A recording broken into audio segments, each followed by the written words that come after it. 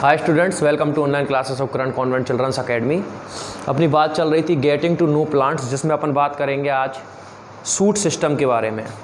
तो देखिए, shoot system की अगर मैं बात करूं तो प्लांट का वह पार्ट जो बिलो द ग्राउंड यानी ग्राउंड के नीचे अबव द ग्राउंड यानी ग्राउंड के ऊपर पाया जाता है, और ग्राउंड के ऊपर जो पार्ट पाया जाता है उसको हम सूट सिस्टम कहते हैं। देखिए, अभी मैंने बताया आपको, जैसे ग्राउंड है, ये कोई प्लांट है और इस प्लांट के नीचे वो तो है रूट सिस्टम, और ऊपर वाला जो दिख रहा है आपको ये कहलाएगा अबव द ग्राउंड वाला सूट सिस्टम। और ये सूट सिस्टम में पाए जाएंगे ये ट्रंक यानी कि स्टेम, लीव्स, ब्रांचेस, फ्लावर और फ्रूट्स। ये सारी चीज़ें आपको मिलेगी सूट सिस्टम के अंतर्गत। तो ऊपर वाला जितना भी पार्ट आपको दिख रहा है, चाहे लीव्स है, ये कुछ भी हो, वो आपको सूट सिस्टम के अंतर्गत वो आएगा। इसमें हम सबसे पहले बात करते हैं स्टेम के बारे में। फर्स्ट जो रहेगा सूट सिस्टम में वो है स्टेम। तो स्टेम की अगर मैं बात करूं तो ये एक मेजर और मेन एक्सिस है प्लांट बॉडी का। क्या है? मेजर और मेन एक्सिस होता है प्लांट बॉडी का। मेजर यानी मुख्य और मेन एक्सिस होता है प्लांट बॉडी का। तो जितने ऑल अदर पार्ट, तो जितने भी पार्ट हैं एक प्लांट के अंतर्गत या एक सूट सिस्टम के, जैसे लीव्स, फ्लावर, बर्ड्स, फ्रूट्स, ये सभी स्टेम से ही निकले हुए होते हैं। तो इस सूट सिस्टम के जो मेजर जो पार्ट्स हैं, जैसे कि लीव्स हुआ, फ्लावर हुआ, फ्रूट्स हुए, या फिर कोई ब्रांचेस हुए, तो ये सभी के सभी जो पार्ट हैं ये स्टेम से ही अराइज यानी कि निकले हुए होते हैं। ठीक है, तो सूट सिस्टम के जितने भी मुख्य पार्ट हैं वो स्टेम से ही निकले हुए रहते हैं, या फिर स्टेम ही इनको बियर यानी धारण करे रहता है। अगर मैं बात करूं तो स्टेम जो है वो स्टार्टिंग में, या फिर जब ये ग्रो करता है स्टार्टिंग में, एक तरीके से आप ये मान लीजिए कि कोई सीड है, वो सीड जर्मिनेट हुआ है। सीड क्या हुआ है? जर्मिनेट हुआ है। जर्मिनेट होने के बाद स्टार्टिंग में जो स्टेम आता है, जो स्टार्टिंग में जो स्टेम जो निकलता है वो ग्रीन कलर का होता है और बहुत ही छोटा होता है। बाकी सर्ब्स के अंदर, किसके अंदर? सर्ब्स के अंदर जो स्टेम है वो ग्रीन ही रहता है और स्मॉल ही रहता है। अगर हम हर्ब्स की बात करें तो सर्ब्स के अंदर तो रहता है ये ग्रीन कलर का, ये सर्ब्स के अंदर नहीं, हर्ब्स के अंदर छोटे जो प्लांट्स होते हैं, हर्ब्स के अंदर जो स्टेम है वो ग्रीन ही रहता है। जबकि हम बात करें सर्ब्स की, तो जो सर्ब्स हैं इनमें जो ये स्टेम है जो ग्रीन कलर का है, ये डेवलप होता है ओवर द पीरियड। डेवलप होने के बाद ये वुडी हो जाता है, यानी कि लकड़ी जैसा हो जाता है, लेकिन ज़्यादा बड़ा या ज़्यादा इसकी जो डायामीटर है वो ज़्यादा नहीं होता। उसके बाद ट्री में भी ये जो वुडी और पार्ट है, वुडी तो रहता है स्टेम क्या रहता है? वुडी रहता है स्टेम, लेकिन इनका जो स्टेम है ट्रीज का वो डायामीटर वाइज ये थिक होता है, मोटा होता है, काफ़ी स्ट्रॉन्ग, मजबूत होता है। तो इस तरीके से जो स्टेम है वो तीनों हब सब्स ट्री में अलग अलग तरीके के पाए जाते हैं। उसके बाद जो स्टेम जो होता है, ये स्टेम जो है, या फिर हम स्टेम की बात करें तो स्टेम को जो है वो कवर्ड करती है यानी घेरे रहती है बार्क यानी छाल, और ये स्टेम को प्रोटेक्ट करने का काम करती है। तो स्टेम को प्रोटेक्ट करने का काम करती है बार्क। स्टेम जो है वो कुछ अलग अलग पार्ट से मिलकर बना होता है। अगर हम पार्ट्स ऑफ स्टेम की बात करें, पार्ट्स ऑफ स्टेम की अगर हम बात करें तो कई पार्ट से मिलकर बना होता है स्टेम। जैसे फर्स्ट की अगर हम बात करें तो नोड, क्या? नोड की अगर मैं बात करूं तो ये एक ऐसा पॉइंट है स्टेम का जहां से लीव्स अराइज होती हैं। ये एक ऐसा पॉइंट है स्टेम का जहाँ से लीव्स जो हैं वो अराइज होती हैं, निकलती हैं। ये बात है नोड की, यानी कि स्टेम में एक ऐसा पार्ट होता है, उनकी ब्रांचेस में नोड होती है, उन नोड से ही लीव्स का निर्माण होता है। उसके बाद होता है सेकेंड नंबर, जो सेकेंड पार्ट है उसको कहते हैं इंटरनोड।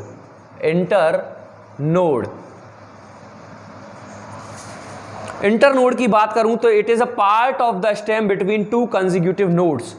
दो नोड्स, एक नोड और कोई एक सेकेंड नोड है, ये इनके बीच का जो रीजन ये आपको दिखाई दे रहा है, ये जो रीजन है इसको कहते हैं इंटरनोड। यानी दो नोड के बीच वाला जो पार्ट है वो आपको क्या कहलाएगा? इंटरनोड। उसके बाद हम बात करते हैं नंबर थर्ड, एक्सिल। एक्सिल की अगर मैं बात करूं तो ये एक एंगल है between stem and branch. Between stem and branch और स्टेम के बीच में एक एंगल पाया जाता है, एक कोण पाया जाता है, उसको कहते हैं एक्सिल। तो ये आपको समझ में आएगा, नोड, इंटरनोड, एक्सिल। लास्ट जिस पार्ट से मिलकर बना होता है स्टेम, उसके पार्ट का नाम है बड। 4 नंबर की अगर मैं बात करूं तो वो क्या है? बड। वहीं बड की अगर अपन बात करें तो ये एक ऐसा पार्ट है यंग स्टेम का, यानी कि जब स्टार्टिंग में जब स्टेम अराइज होता है उसको कहते हैं यंग स्टेम। क्या कहते हैं? जब स्टार्टिंग में स्टेम जो है शुरुआत में डेवलप होने लगता है, स्टार्टिंग में, उसको कहते हैं यंग स्टेम। और अगर इस यंग स्टेम की अगर हम बात करें तो यंग स्टेम को प्रोटेक्ट करने का, जो यंग स्टेम है वो ज़्यादा कठोर नहीं होता, मजबूत नहीं होता, थिक नहीं होता, बहुत ही हल्का होता है, ग्रीन कलर का होता है, ऐसे करोगे तो भी टूट जाएगा। तो इस यंग स्टेम को प्रोटेक्ट करने के लिए एक पार्ट होता है जिसको कहते हैं बड। तो ये बड जो है वो यंग स्टेम को प्रोटेक्ट करने का काम करता है, क्योंकि इस यंग स्टेम के ऊपर क्या है? लीव्स जो हैं छोटी छोटी, जिनको यंग लीव्स कहते हैं, नई लीव्स कहते हैं। ये यंग लीव्स ओवरलैप्ड कर देती हैं। ओवरलैप्ड का मतलब इसको घेर लेती हैं इसको, और ये लीव्स ओवरलैप करके इनको प्रोटेक्ट करने का काम करती है स्टेम को। लीव्स अगर 1 2 4 5 टूट भी जाएं तो कोई प्रॉब्लम नहीं है, अगर स्टेम टूट गए तो प्लांट ही खत्म हो जाएगा, आपको पता ही है। तो ये है बड। पर ये 2 तरीके का होता है। जो बड है वो 2 टाइप का होता है, एक्सिलरी बड और एपिकल बड। ये भी 2 टाइप का होता है, जिसमें एक मैं बात करूं एक्सिलरी बड, और सेकंड अगर हम बात करें तो एपिकल बड।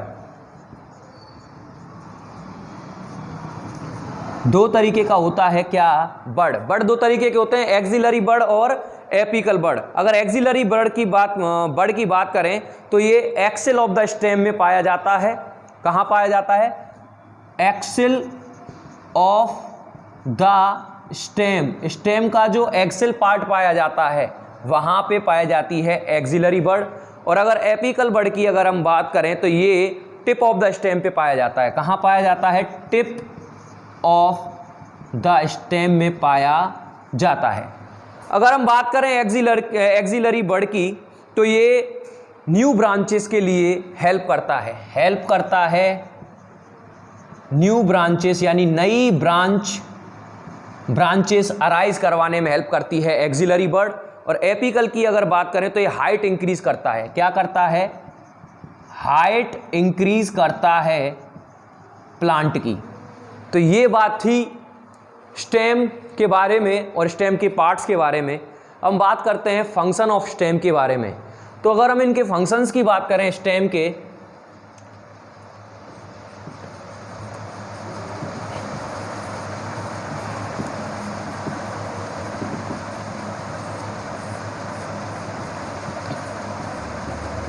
अगर हम फंक्शंस की बात करें तो पहला है the stem help the plant to stand upright.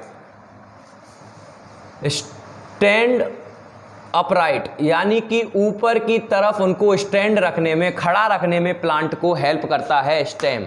बिना स्टेम के प्लांट जो है वो सीधा खड़ा नहीं रह सकता। दूसरा, ये जो जितने भी पार्ट्स हैं शूट सिस्टम के उनको बियर करता है। जो सूट सिस्टम के जो पार्ट्स हैं जैसे कि फ्लावर, लीव्स, ब्रांचेस, उनको बियर यानी धारण करे रखता है कौन? स्टेम। ये इसमें भी हेल्प करता है। ठीक। नंबर थर्ड अगर हम बात करें कि ये ट्रांसपोर्टेशन ऑफ वाटर, जो रूट्स जो हैं जो वाटर मिनरल एब्जॉर्ब करती हैं, इन वाटर मिनरल्स को प्लांट बॉडी तक पहुंचाने का काम करता है स्टेम। वहीं हम बात करें कि जो लीव्स जो हैं जो फूड प्रिपेयर करती हैं, भोजन बनाती हैं, उनको भी प्लांट के हर एक हिस्से तक पहुंचाने का काम भी स्टेम ही करता है। कुल मिला के ये स्टेम के बारे में था, आपको समझ में आया होगा। अब हम बात करते हैं मोडिफिकेशन ऑफ स्टेम के बारे में।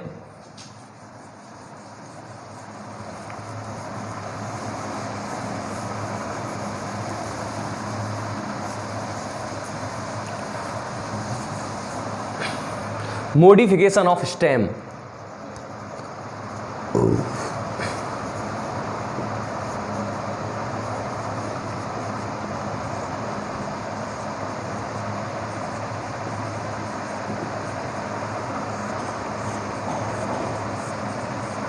तो मोडिफिकेशन ऑफ स्टेम के बारे में बात करें तो फर्स्ट हम बात करेंगे यहाँ कि जो स्टेम है प्लांट का, जैसे गॉर्ड है, ग्रेप वाइन है, जैसे गॉर्ड है, ग्रेप वाइन है, इनके जो स्टेम होते हैं ये मॉडिफाइड होते हैं थ्रेड लाइक लीफलेस स्ट्रक्चर में। ये इनके जो स्टेम होते हैं वो मॉडिफाइड होते हैं थ्रेड लाइक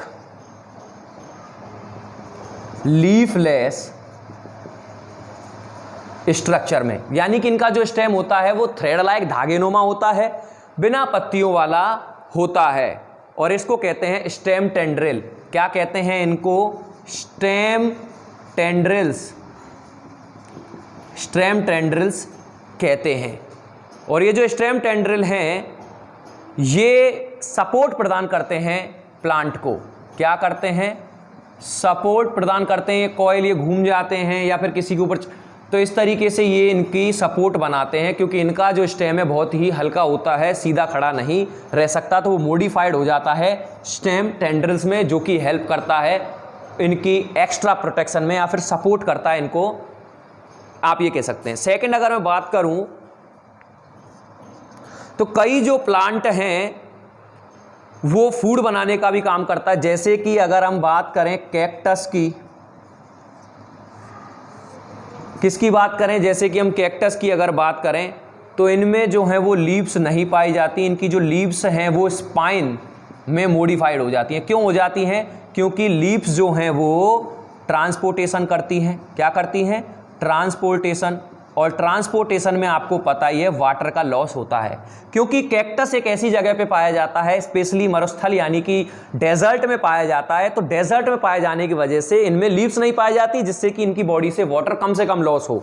तो इन कैक्टस में जो स्टेम होता है, कैक्टस के अगर हम स्टेम की बात करें तो कैक्टस का जो स्टेम है वो ग्रीन होता है और इसके अंदर पानी भरा होता है। स्टेम के अंदर आप कह सकते हैं कि इनका जो स्टेम है वो ग्रीन होता है और फ्लैशी होता है।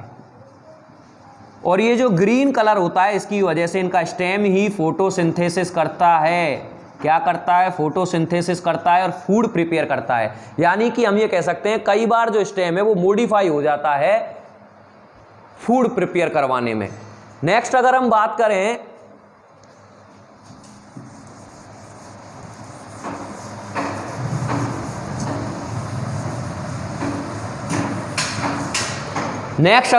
करें तो कई जो स्टेम हैं उनके अंदर फूड स्टोर होता है और इन स्टेम, ये जो स्टेम है ये एडिबल स्टेम कहलाते हैं, क्योंकि इनको खाया जाता है बिकॉज इनके अंदर फूड पाया जाता है। जैसे अनियन और पोटैटो और अनियन दोनों ही क्या हैं? ये अंडरग्राउंड स्टेम हैं। क्या हैं? अंडरग्राउंड स्टेम हैं, फूड प्रोवाइड करते हैं। अगर हम पोटैटो की बात करें तो पोटैटो के अंदर भी बड पाए जाते हैं, एक्सेल पाए जाते हैं। आपने देखा होगा कि पोटैटो को आप कई दिनों तक रखें तो उनमें से लीव्स अराइज हो जाती हैं। तो इस तरीके से ये फूड का भी काम करते हैं। तो ये बात थी स्टेम के बारे में। आज के लिए इतना ही। Thank you very much.